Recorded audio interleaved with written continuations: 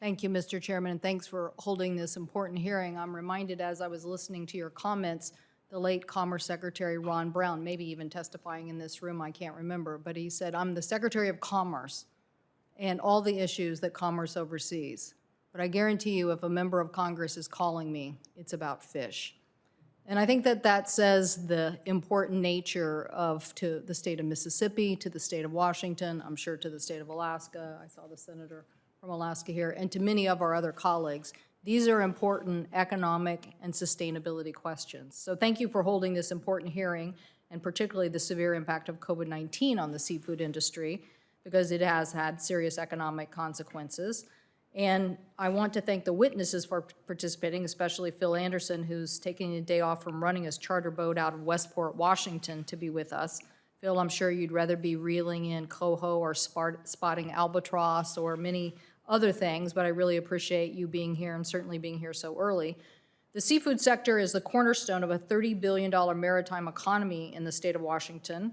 Fisheries and fisheries-related businesses such as commercial fishing, seafood processing, shipbuilding, gear manufacturing make up 60% of our state's maritime economy, which as a whole supports over 146,000 jobs. In addition to commercial fisheries, the tribal fisheries support subsistence and immeasurable cultural and ceremonial value, and recreational fisheries to support an economy adding $340 million to our state's GDP. So yes, these are big economic issues for the state of Washington. The COVID pandemic has resulted in a hardship on these communities and industries, and as of July of this year, I heard from tribes, shellfish growers, fishing businesses, all who suffered severe impacts and declines in exports.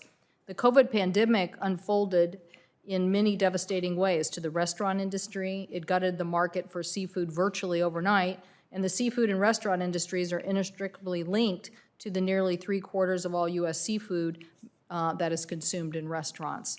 So the West Coast fisheries have already seen a decrease of $21 million in revenue, a 40% decline from the previous 5-year average. In January alone, Washington's Dungeness crab fishery saw a 37% decline in revenue from the previous year. Overall, it is estimated that the U.S. seafood sales have dropped 95% this year. So despite the staggering economic data, many fishermen have not been able to access the COVID relief funding from the Paycheck Protection Program, the Main Street Lending Program, or even qualified for unemployment based on the nature of their businesses and tax structures. The USDA Food Purchase Program have not been able to provide the support for most seafood products, and some USDA programs, including the Farmers to Families Box Program, specifically block wild-caught seafood from eligibility to the program, another blow to the industry. So that is why I fought so hard to secure $300 million for the seafood sector in the form of grants and other assistance in the CARES Act to address the loophole. Unfortunately, the industry has yet to see a single dollar of relief due to the slow and inefficient and cumbersome implementation process through NOAA's National Marine Fisheries Service. The chairman and I applaud the chairman on this, have had several hearings and offered legislation to streamline the fisheries disaster process, and our bill is currently pending before the Senate. While this bill was written before COVID, it is clear even now, Mr. Chairman, that this is an important aspect of what we need to be doing. In addition to direct financial impacts of the industry, COVID has also affected the fisheries research and management system that we rely on to maintain our status as a world leader in sustainable fisheries.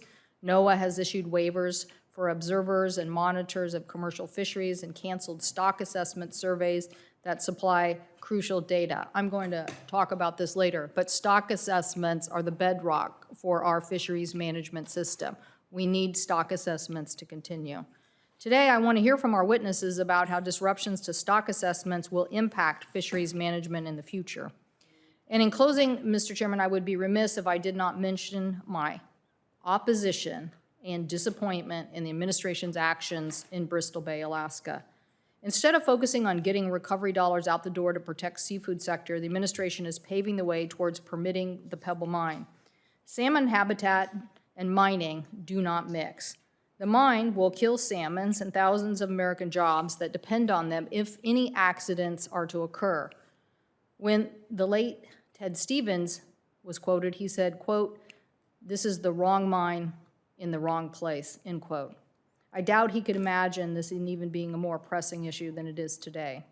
It is beyond unconscionable that the administration continues to threaten the largest salmon fishery in the world instead of focusing on the catastrophic failure that we are seeing because of the pandemic. This is like a 1-2 gut punch to the industry. By failing to engage in this process in a formal manner, NOAA has abdicated its responsibility to salmon management. NOAA has turned its back on 14,000 jobs and a $1.5 billion sockeye salmon sector that is the largest in the world. So, as I've said many times, we must let science lead. And the administration is not listening to science, and NOAA is not sticking up for the science. This is an important public health issue, and it's important to protect these fisheries. I don't know what has happened with NOAA losing sight of this mission, but I guarantee you, the coastal communities that I represent, the fishermen that I represent, the jobs that they represent, and the sockeye salmon industry are very disappointed, and we deserve better. Thank you, Mr. Chairman.